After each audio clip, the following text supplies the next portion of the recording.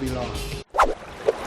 Welcome to Meet the Artist. Remember, this is your program, your favorite, your artist. And what we are doing today, we are giving you a special program as we look at the events, Carnival itself, and the aftermath of Carnival. That's how we call it. So it's more or less a post-mortem. Today we have with us no other but the well-known Dexter Mitchell, who is sharing with us and who's going to look at Carnival and how it unfolded and developed into these 2012 events of the festival itself. First, I want to start with Kiddies Carnival. What happened this year? Again, administrative failure. There was a lot of talk prior to the season about changing the format of the show, starting at 10 a.m. and ensuring that the show finishes at 5:30. Theoretically, these things are easy to do. You can sit in meetings and talk about it, but if you don't have the expertise to execute, it is not going to happen. So, from what I've gathered, the show started 2 hours late and finished at 8 o'clock in the night. And I'm talking about the Children's Carnival Project. What I think has happened is that we can no longer facilitate the two components of Carnival in Kiddies Carnival. I think we need to have a showcase for mass, encourage as much kids, as much young people, parents bring out the kids, and have this wonderful all-day showcase of mass. They want to do the boxes and castles and let the kids have a good time. And then probably you look at Pan and Calypso on a different dates, or maybe in a different venue. You have a showcase of Pan and Calypso, but trying to do all three components together, I think it's never going to work. You are dealing with children. When it comes to mass, a lot of the kids register on the day of the show. So when you might be thinking you have 10 individuals, you end up with 30 individuals, because that stretches out the show and so on. So I think we have to start to separate the components and then work on the development of the product. So let us say to all the parents in here, bring your kids down, all the young people, go through the schools, to all this stuff, and let us have a good, bountiful celebration, the junior celebration of Carnival. Good. I'm looking at this now. I'm thinking of the development of the shows that we had. I'm talking about the tents. We saw that die this year. To me, it died. Yeah. Any comments on that? Well, I think it's interesting to know that, and I've been criticized, being at the helm before, of certain aspects of Carnival dying, and they take responsibility and they work, to improve and so on. But I think for the first time, in a very, very long time, we saw a collective drop in everything. So be it fancy mass, be it Calypso, the attendance to Pan and so on, without the show attached to it. The standard of the quality of the music this year, there was just an overall drop in everything. The idea though for Calypso, I think, has to do with a proper investment in the product. Calypso is music that has to be performed by live instrumentation. You're a musician and you know that. We have Calypso then singing to CD, and that is being featured during the Carnival season, and that to me is a travesty. So there has to be a proper investment in developing young musicians, young instrument players and so on. And further encouragement, it cannot be just the Calypso finals, which is what we're shoving down everybody's throat. So if you look at there's no 10th season.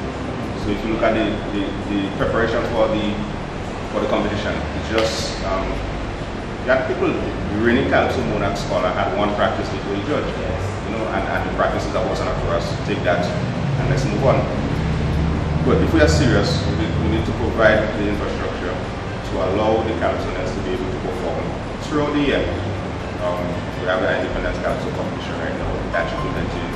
That should be upgraded because I think we'll reduce the prize monies in that right now. We attempted a couple years ago to have a semi-final show, and that has been removed from the equation right now also. So all the elements of performing with live bands and getting people to come and dance with Calypso, we keep extracting it. So when we don't do that and we get to Carnival and there are no 10 shows, then the Calypsonians will play the artists who still not doing for themselves. But I think we need to make proper investments. We need to put money into the development of the art, into musicians, into music instruments, into allowing people to be able to bring in equipment, duty-free or some kind of concession that would encourage the development of the music industry. And then you will get the artists making the proper investments and so on. As it stands right now, I'm just writing 2 songs. If you have me happen, 2 days before you're going to do a thing, you make it go too bad. You get to assemblies again, you go through to the finals, and that's the season, and it's over. I mean, as it stands right now, we don't make any changes. We will not hear about Calypso again until probably independence, about wishy-washy competition, and then after that, we close up shop until July next year. I think we need to invest properly in the account and see the need for investment. It's not just a man singing 2 songs or a man wants to win a crown or a man trying to win a money. See what it can do for the development of young people. If we can play a musical instrument, if we can write a song, if we can sing a calypso, what it does for the development of that idea. But honestly, looking at it, I mean, being in that part of it, you notice that there is a kind of a lack of supply for musicians, so to speak. Yeah. Well, that is why I'm suggesting the investment. There are a lot of musicians in the churches. When you go to the churches, there are musicians. Yeah. I suspect that the churches might be able to get the stuff into the concession fees. But we must provide incentives. I think Barbados does it where, and Barbados started this year. In fact, not just the musicians, but the studio operators can bring the equipment duty-free to encourage the producers to stay in Barbados and the artists to stay in Barbados to produce music in Barbados and let that money circulate in the Indian economy. So I think we need to do that. We need to invest properly. Teach music in school. We keep talking about it, but it's not happening. We have to teach music in school. If we are serious about it, we are going to end up with what we end up this year, and it's going to get worse. There were even discussions about judging preliminary of Calypso on CD. It might get to the point where we actually end up doing that. And God forbid, if we do that, please remove Melody and Papi Testing from the show if we start doing that. That would be sacrilegious. But we need to invest. We cannot take it for granted anymore that the talent is out there and men will do what they have to do and we have a great demand. We have to invest in it. Exactly. Good.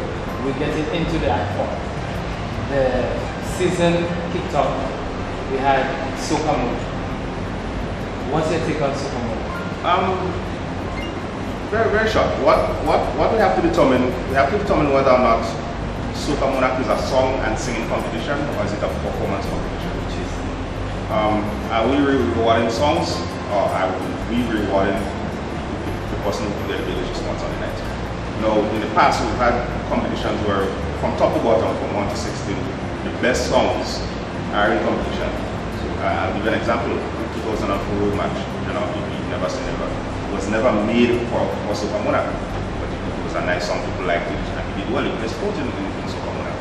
Now you have men recording songs and telling you that is a Soca Monarch tune, and it's not getting released, a week before, 2 weeks before Soca Monarch competition, and then it's about rags and flags and getting a reaction from the crowd. Are we rewarding that, or are we going to select the best written songs as per the criteria, development of story, lyrics, and melodic structure and those things?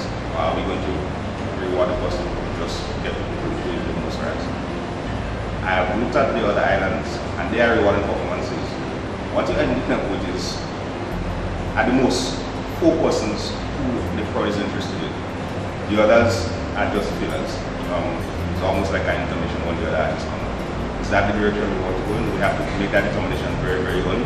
Are we going to stick to the criteria that rewards songs, or change it and 50 points for crowd reaction, and let us reward that, probably reduce the numbers from 60 to 10 in the competition, or are we going to encourage people to write songs and come into the competition with songs? Interesting. I like what you said, because to me it seems as though the music is not being judged. No. The arrangement is not being judged. Some of these things it seems as though they get in left. Yeah, development of story. Yeah. Because if you look at the way the younger artists are writing, they're not necessarily concerned about the voices anymore. Let's just get what we have to do to get to the chorus and get to the hook. In fact, a lot of the songs this year, a lot of the soca songs begins with the chorus. They sing the chorus first, then do one verse chorus, second verse chorus, and that's a complete song. So you have a song with essentially 2 verses. So are we going to force the young artists to write a complete song and to write material that can live on past Soca Monarch night? After Friday night, a lot of the songs in competition, people don't really want to hear it anymore. Are we going to encourage that kind of attitude, or are we going to encourage the correct songs? And I think we need to make that determination because it's not just Grenada, it's happening around the Caribbean, where people are losing interest and we see it in that after Marshall performs and after Iowa performs and for other guys, there is no interest in anybody else, and it's happening elsewhere in the area. and following there. We had another hiccup in Sokomona where a couple of artists were complaining that the video presentation was not good. Again, that administrative failure. The persons you hire to do things, they have to know what they're doing, and I mean with the technology now and the various formats and so on, with guys who come in and test the material, make sure it's working and so on, there is absolutely no excuse why it should not play when it's supposed to. And I feel bad for the artists because I know for a lot of them it is a sacrifice, it's an investment. Some of them are not placing in the top 4, so the rewards are not necessarily really great, but they still do want to put on a wonderful show. So it's really, really sad. I mean, and because of our structure, you have to wait a year again for next chance, you know, to get to that one, that essential minute or second when your video is supposed to play. It's not really. I feel bad for a lot of them, but again, the organizers, the producers of the event have to be accountable. This is your task. This is what you're supposed to execute, and it's supposed to happen without any excuse.